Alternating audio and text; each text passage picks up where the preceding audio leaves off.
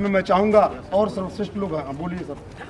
सबसे पहले यहाँ पर जितने जो उत्तर प्रदेश पुलिस के छात्र जुटे हुए हैं, हम उन लोगों से ये कहेंगे ये जो धरना होने वाला है ये शांतिपूर्ण तरीके से धरना होगा और इसमें किसी भी प्रकार का कोई उपद्रव नहीं होना चाहिए।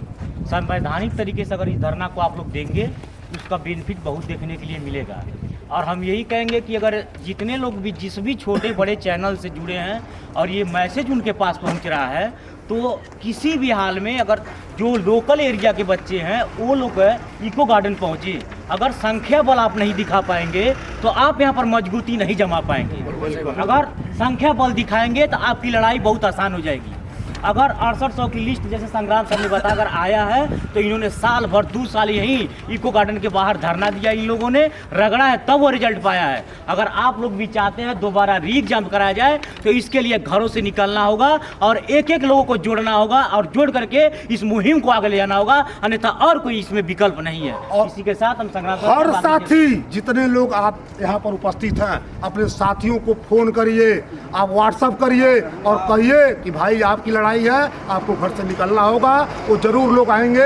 हर बंदा अगर 1-4 लोगों को बोलेगा ना तो सब लोग इको गार्डन में आएंगे। इसी क्रम में मैं चाहूँगा बाकी सर्वश्रेष्ठ जी भी लोग हैं, बाकी कुछ और आप लोग बोल सकते हैं, कोई दिक्कत नहीं। अगर बच्चे में कोई आप लोग कुछ आगे आके कहना चाहते तो लाइव चला बोलिए बोलिए सर। मैं प्रतीक मिश्रा जिला बरेली से आया हूँ। अच्छे से एकदम। सर देखिए, सबसे पहले मेरे अपने सभी साथियों से कहना है, देखिए हमारा आंदोलन ना तो किसी राजनीतिक दल का आंदोलन, हमारा आंदोलन एक विद्यार्थी आंदोलन है, ठीक है ना हम किसी के विरोध प्रदर्शन में आए। मैं कहना चाहूँगा पुलिस प्रशासन जिंदाबाद, भर्ती बोर्ड जिंदाबाद, योगी सरकार जिंदाबाद। हमको चाहिए सिर्फ री एग्जाम, एक ही मांग री एग्जाम। जोरदार ताली बजाइए भाई इनके लिए।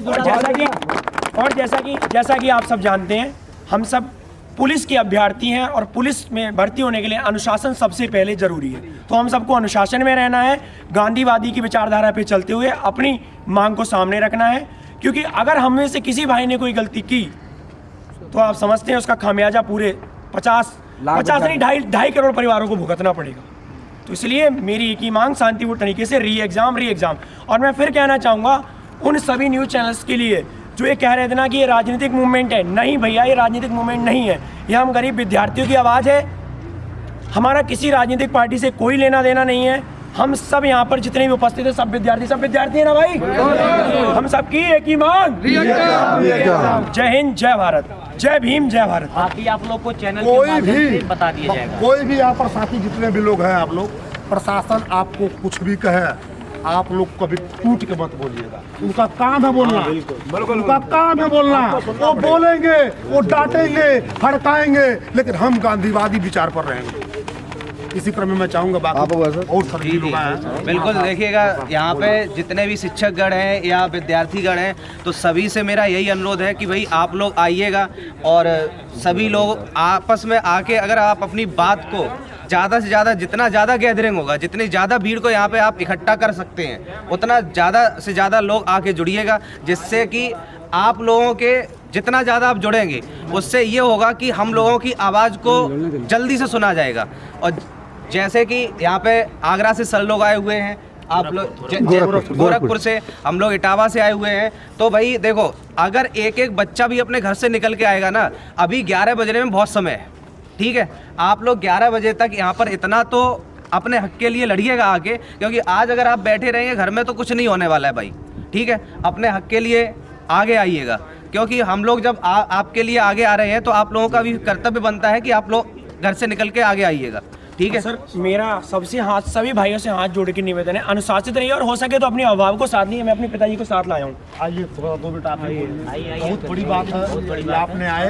मैं एक मजदूर हूँ भाई, अपने बच्चे के लिए मैंने क्या नहीं कराया है, कैसे करके पढ़ाया है, कैसे लिखाया है, ये मैं जानता हूँ। और गरीब हर आदमी जानता है, मैं नहीं जानता हूँ, जितने गरीब हैं सब जानते हैं कि बच्चे को कैसे पढ़ाया ये, और कैसे पेपर लीक हो गया, और लीक होने के बाद गरीब बच्चे मर गए बेचारे, मेहनत कर करके रात दिन पढ़ाई करी है इन बच्चों ने, और वो मजा लेके चले गए। तो ये कौन सी बात होती है सरकार का? बिल्कुल ये बात सर की बिल्कुल सही है कि किसान जो आदमी है उसके पास अपने बच्चे को पढ़ाने के लिए ही उतना ही पैसा होता है कि मंथली वो अपने बच्चे को बाहर रख के पढ़ा सके, ठीक है। उसके पास इतना पैसा नहीं है कि 7-8 लाख रुपए दे के और पेपर को खरीदे, बात समझ में आ गई है? वो कैसे अपने बच्चे को बाहर रख के और कैसे उसकी फीस को दे रहा है, कैसे हॉस्टल की फीस को दे रहा है, कैसे बच्चे को पढ़ा रहा है। लेकिन ये जो मैं किसी पर्टिकुलर इंसान पे ना सरकार पे किसी पे उंगली नहीं उठा रहा हूँ, लेकिन कहीं ना कहीं ये मामला सभी के संज्ञान में है, बट कोई इस मामले को इन्वॉल्व नहीं होना चाह रहा है।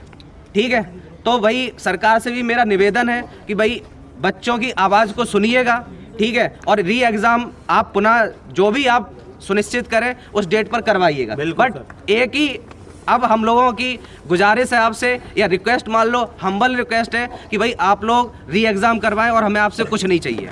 याद रखो यार, उस एक तरह से नवीन सर और विवेक सर वो भगवान की बात हम लोग के पास आए हैं। वो यहाँ तक उन लोग सर लोगों के अंदर डर नहीं है कि हम जेल जाएंगे। ऐसे भगवान लोग आपके सामने अगर साक्षात दर्शन दिए हैं तो उनकी बात अगर